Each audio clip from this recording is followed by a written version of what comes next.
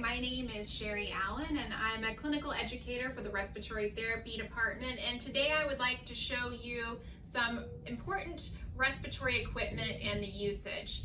Let's begin with our flow meters. So yellow is always air. At this facility, to take the flow meter out, we press down and it pops right out. If I need to reinsert, I just line up the pegs and push in with some force.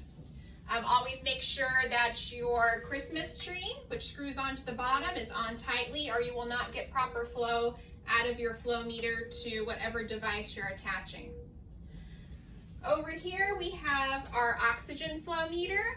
Now we have many different types of oxygen flow meters, and it's always good to be aware, especially when you're in the pediatric setting. This particular flow meter is a standard 15 millimeter or 15 liter flow meter. This is what I would use for my ambu bag, my breathing treatments, other oxygen masks. However, if my patient is hooking to a nasal cannula or something low flow, a better choice would be the 3.5 low flow meter. That is for safety, so we don't accidentally need to have our patient on a 1/2 liter or 1 and it gets cranked up to 15 or even beyond. So just a safety measure. It's always good to take a look and see what you're trying to hook up to. In our facility, you will also find flow meters that go up to 1 liter. This flow meter is actually broken down to tenths, so I could put my patient on 0.1 of a liter, 0.2, and so on. Preferably, I would use my airflow meter for breathing treatments as a primary choice and the oxygen as a secondary choice. But if it is available, please do start treatments on air. Now we're going to start with our oxygen equipment and start from our lower end to our higher end. All pediatric patients, ideally if they're going on a cannula, are best to be placed on humidity. This is just a simple bubble humidifier. So even if my patient's just on a 1/2 liter of oxygen, I still want to place them on humidity for comfort and to decrease work of breathing. So I simply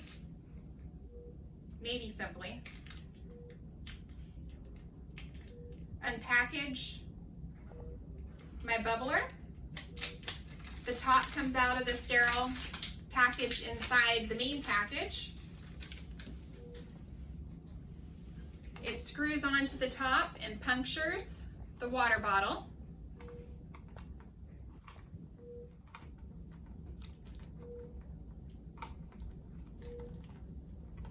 After many turns. And I pop off the cover on the nipple. Now I can take this and directly hook it to my flow meter. So it would just screw straight on. So if there is a Christmas tree in place, I have to remove the Christmas tree first and then add my water bottle. And now I'm ready to go. And you'll see bubbling begin as the oxygen is turned on. And my cannula will fit directly to the nipple on the water bottle. Like so. And now we're ready to hook up to our patient. For our younger patients, it can be a battle to get the cannula on. We usually use a different style of attaching than on adults. So on my smaller kids, my infants and my toddlers, I want to come over the head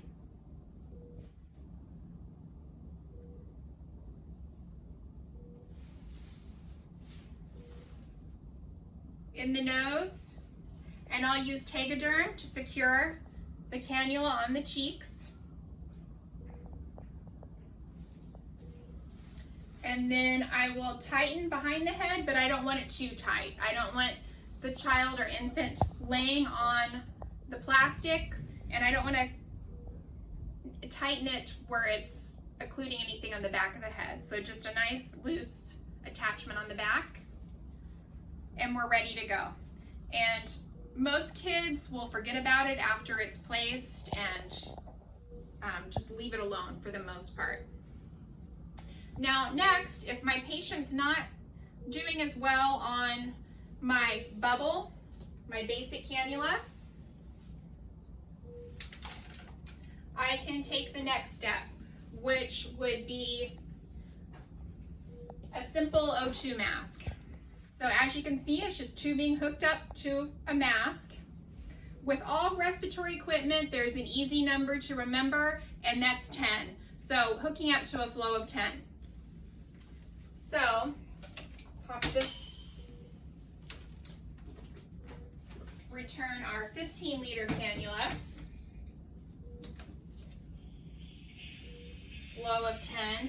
And I don't necessarily want to use the straps around the head. I can hold this like a blow-by to the patient. I can let the parent hold.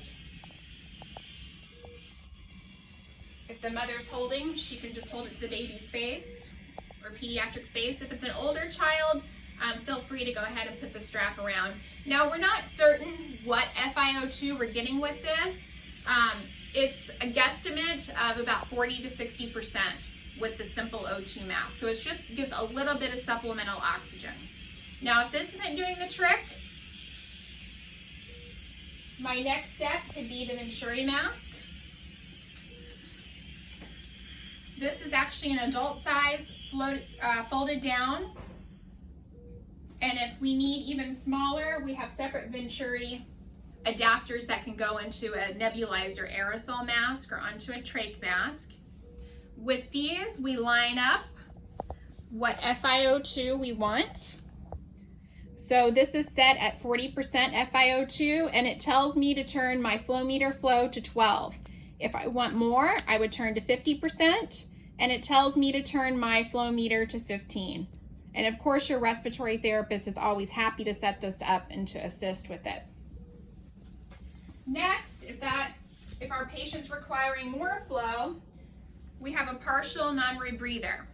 We'll hook this up to 10 liters, and we may need more. If our bag is going flat with each breath, then we would need to increase the flow on our partial non-rebreather.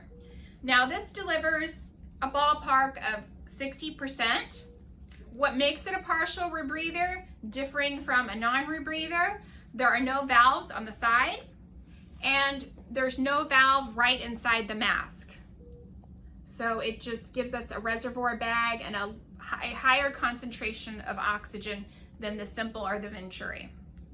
Now, if we are in need of 90 to 100%, we do have the pediatric non-rebreather. So you'll notice the non-rebreather has one flap, one port open, and one flap inside of the mask. This would be hooked up to 10 to 15 liters, like I said, dependent on the flow in the bag. Never tape off the sides of the mask, including on the partial rebreather. This is for exhalation of CO2. If we tape these ports off, our patient's CO2 will rise. They will not have the ability to get rid of the CO2 out of the mask. So never alter this medical device. Beyond our mask, we can go to a heated high flow cannula system, and there are several different types you may see in this facility, and your RT will be happy to set those up and give you an in-person demo and instruction.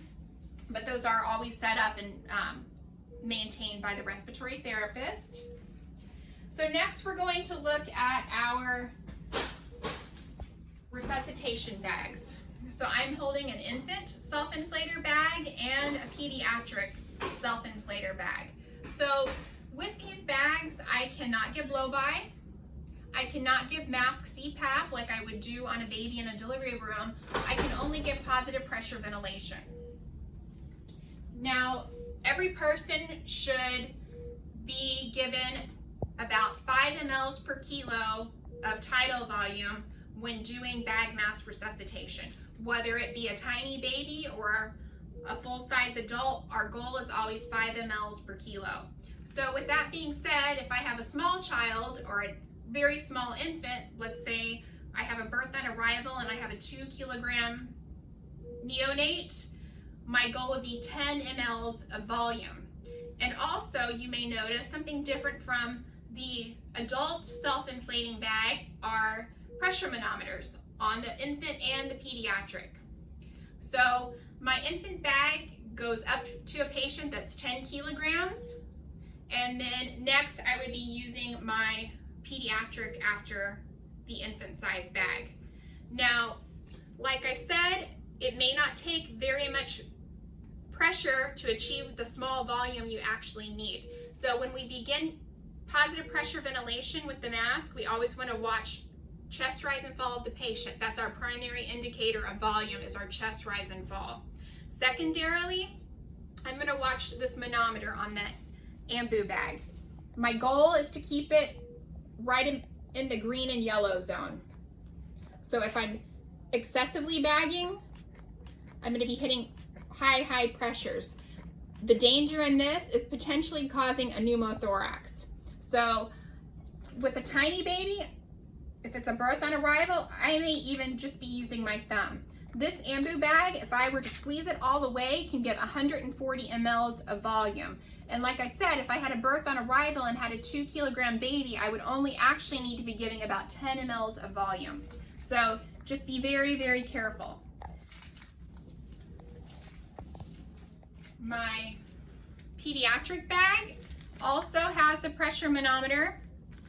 It can give up to 400 if squeezed with both hands. So just be careful and always start less and build your way up with your patient.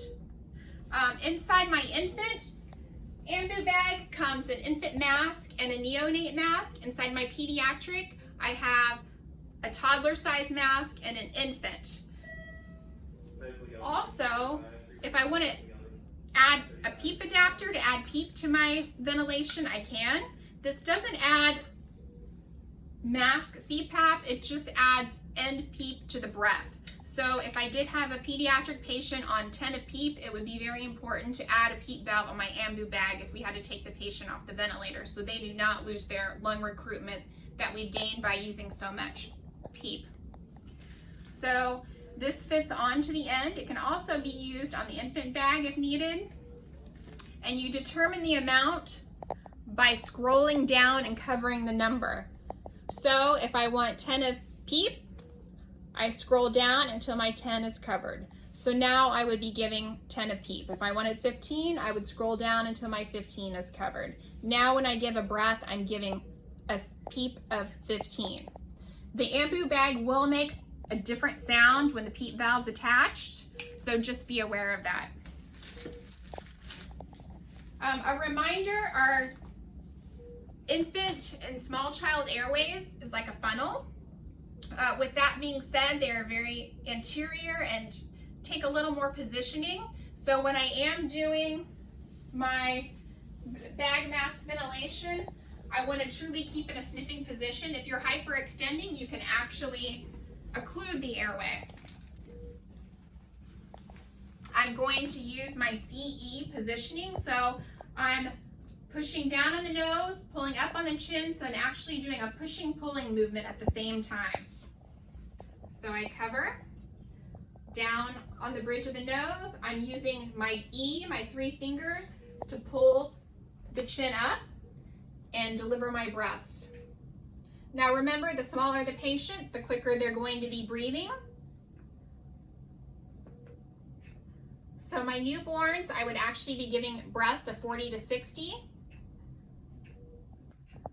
My infant size, I can be delivering about 30 breaths per minute, 30 to 40. And like I said, the larger your pediatric patient, the slower the breath. Now we're going to move on to sectioning.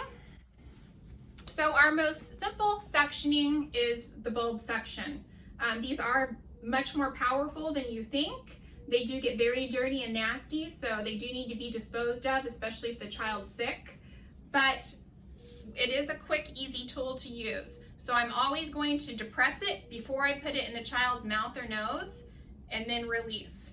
So if I'm sectioning a mouth, it's always best to turn the patient's head and go inside the cheek. I don't want to jab this in the back of the throat. I could do damage, or I can cause the patient to vagal. when I suction the nose, depress, release, depress, release. Now, if I do get a patient that has RSV or bronchiolitis and a very snotty nose, this is very important to do before breathing treatment, because the breathing treatment will not make it down through a snotty nose, and before feedings, especially for our infants, since they're obligate nose breathers. They will feed much better if their nose has been cleared out right before feeding. So simplest. Next, for our smaller patients, we have the Neotech Little Sucker. It's like a Yonkar for infants and small children.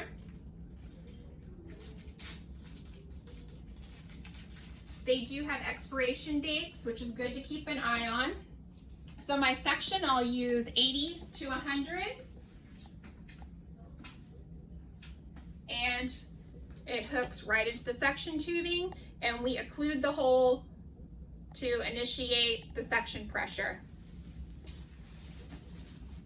So for my baby, I can clean the mouth.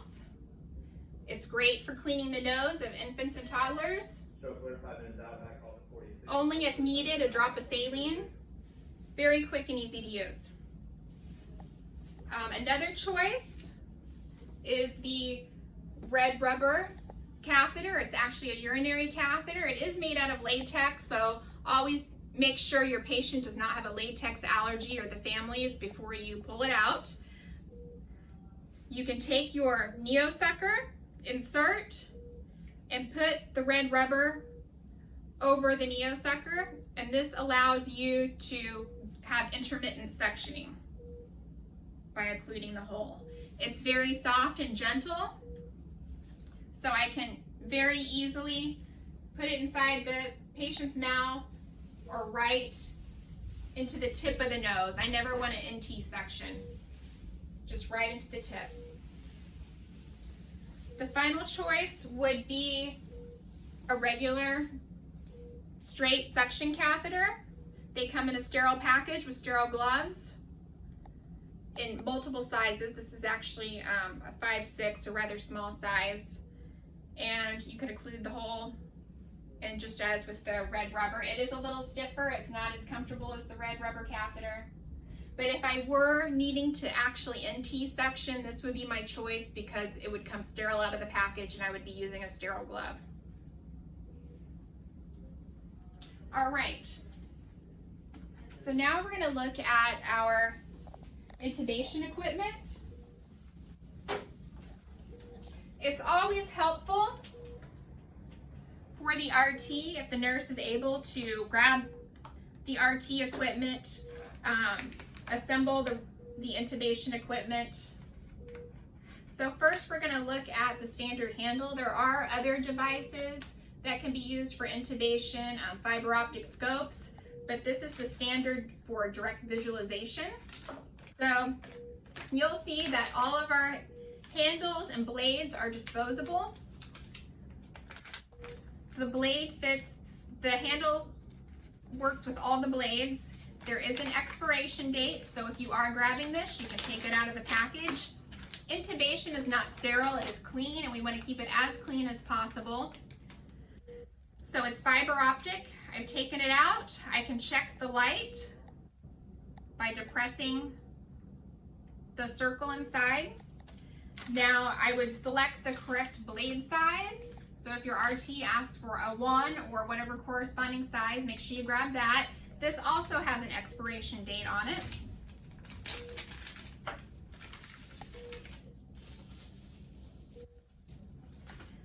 My blade hooks to the metal piece right here.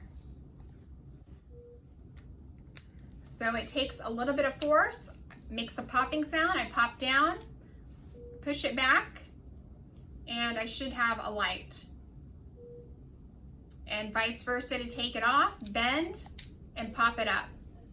So just a simple push down.